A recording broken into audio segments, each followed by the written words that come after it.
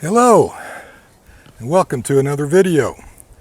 Today I'm going to get into the Wayback Machine and go way back, about 20,000 years actually, and discuss the Atlatl and give a demonstration, but also by the way.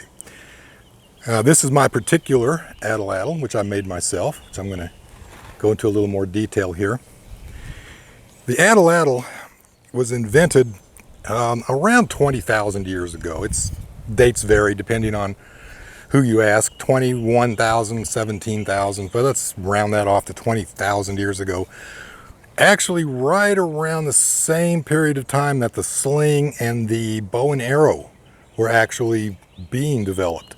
The Atlatl really, though, became the premier weapon among early peoples for thousands of years, to be superseded only by later bows and arrows. And it's easy to see when you look at the dart, which I'm going to show you later, how the arrow was invented. It's really just a scaled down dart for an Atlatl. Now, who invented the Atlatl and how and why will probably forever remain a mystery, unless we can invent a time machine and go back and look. But this thing is just it is a masterpiece. It is a genius, just a piece of genius. I mean, this was an absolute genius who came up with this concept. There are a lot of different types. This particular one is called a board, and you can see because it's made from a board. And then there's also the stick kind, which is carved from a single piece of wood, obviously. They've also been found made from deer antler, composite types that have been worked together, different types of handles. Some have had lanyards on them for wrapping around the hand to get a better grip. Some have had loops, either carved out of it or made out of fabric where you could put the finger and the thumb for extra grip. Mine doesn't have that, as you can see. On some, the handle has more down curve. And the idea there being you get more of a oof into it when you throw it. Some people believe that. Some, like mine, have additional little weights, little pebbles on them. And the idea behind that is the extra mass when in motion generates more energy, which is then delivered through the hook here into the dart. This particular Atlatl, again, my own design. I did not copy this after any known archaeological artifact, other than board type Atlatls did exist. But this one is made from 4 pieces of wood. The handle is 2 pieces, which is then glued onto the board. And then the antler hook, as you can see, sits on a little platform on this side, which then holds the shaft of the dart up above the board. And then the board itself has a little bit of bow in it, if you can see that. And I did that by steaming it a little bit, putting it on a stand, a little weight in the center overnight, and just left a little bow in it. Originally, let me get that out of the way.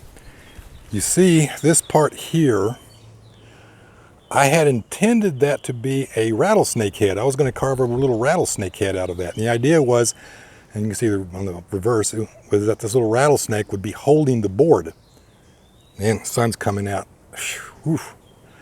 And that the rattlesnake would be holding the board in its jaws. As I got into the construction of it, though, I decided to make it more of a stylized design. And you can see it does look kind of like a rattlesnake head. You know? And then this part, which was originally going to be the bottom jaw, turned into an arrowhead or a spear point. And then, of course, you got the platform up here that the knock or the hook sits on, and it's held on with sinew passed through 2 slots in the board. So the whole thing is held together with sinew. The handle is a natural fiber twine string. And I did use a little modern polyvinyl adhesive. It's what I had available. I did not go to the extreme of making my own animal hide glue.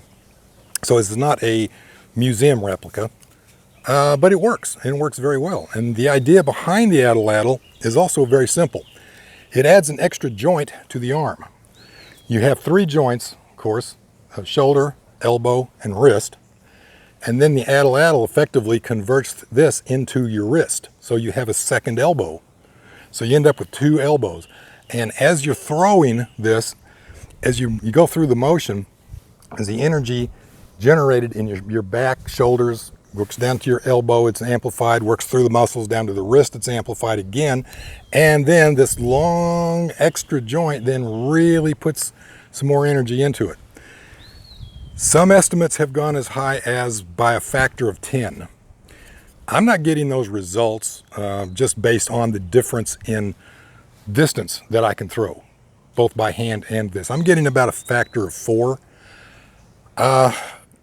That's not really a very scientific test, and I have heard from people who have done better testing that this can actually increase the amount of force generated by the dart by a factor of 4 over the bare hand. Now, moving on to the dart.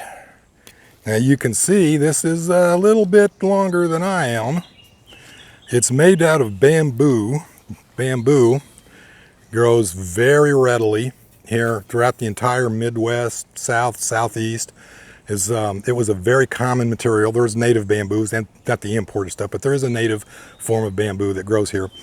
And it was used very commonly by the natives as a building material and for making bows, arrows, atlatls, and other devices and tools and implements. And they would also could use ash or any other good straight piece of wood.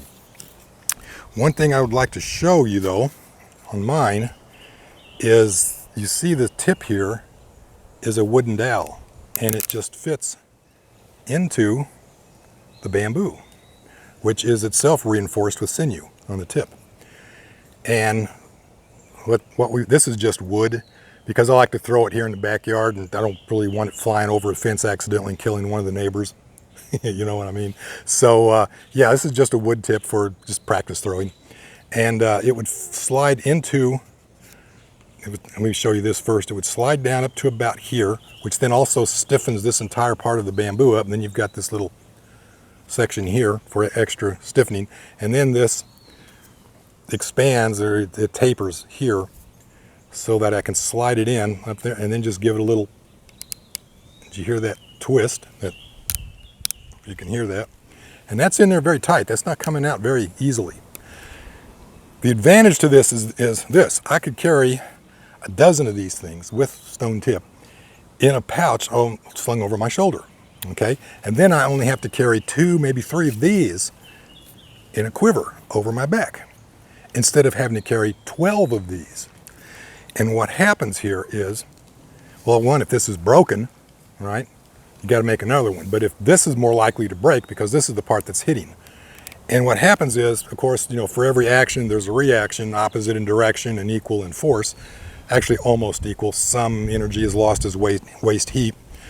But when this hits the prey animal or the enemy and penetrates, when it stops, the amount of energy that's left in the projectile is reflected back into the shaft, and it flies off. So now, this didn't really penetrate deep enough to kill a woolly mammoth, probably, but if I poisoned it, of course, it will wear it down.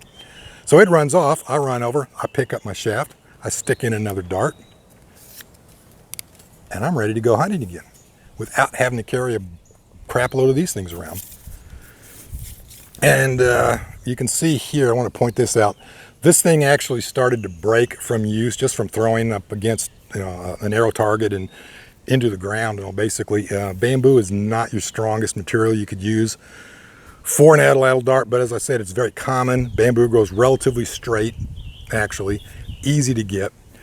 It actually grows in this orientation, so this is the base coming out of the ground, the thick part, and then here at the fletching is the thin, light part. And yeah, you can see I put a lot of work into that fletching. I fully expected this thing to break. This is about 5 years old now, and I fully expected this thing to break the first day I took it out and used it. So I didn't want to spend a half an hour, you know, making a really nice, beautiful fletching just to have this thing break. And as you can see, it did start to break just from use, and I've reinforced it with some sinew, and it's still working pretty well. But under heavy use, it's not going to last that long. And then I've got the knock here at the back that goes into the hook on the atlatl, And then the back end here is also stiffened up with some sinew. So that puts the balance point on this pretty close. I don't know if you'll be able to see this. Yeah, about there. Where's the balance point on this? Right about there, which is a little on the front heavy side. If this had a stone tip on it, that would bring the balance point more forward, and it would tend to come down with a higher trajectory, come down and stay oriented properly during throwing. So to demonstrate the effectiveness of the Atlatl, first I'm going to take my lapel mic off, and then I'm going to throw this downrange just with my hand as hard as I can. Now, don't expect a lot, okay? I'm just demonstrating the difference between throwing just your arm and with the Atlatl.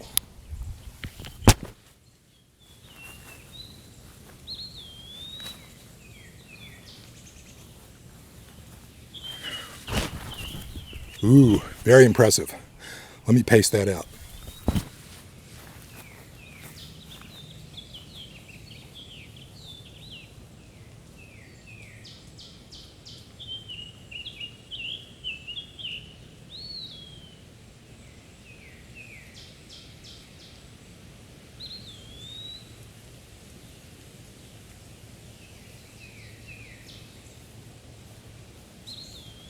Okay, about 16 yards and about 2-3 inches penetration. Okay, or let me do this. Let me try this. Let me try with the microphone. About 16 yards and 2, maybe 3 inches penetration with this blunt wood tip into the ground. So let me try it again now with the Atlatl.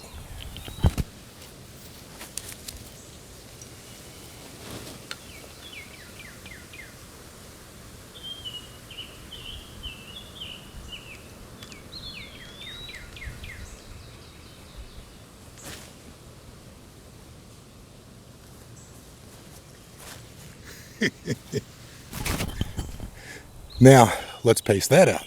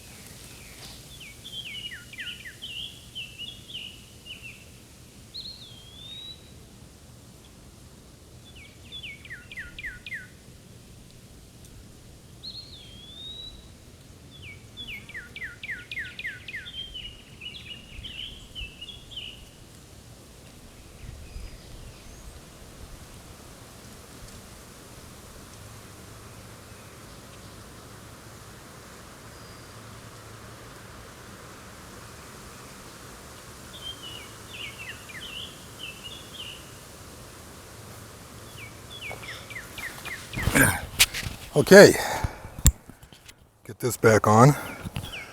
40 yards versus 16 yards, and that much penetration versus that much penetration. You see the difference? You see the advantage that this device gives a hunter or a warrior in combat? Prior to the development of the Atlatl, people relied on spears, big, stiff, heavy spears. By this time, the development of the Atlatl came along, they were using stone tips.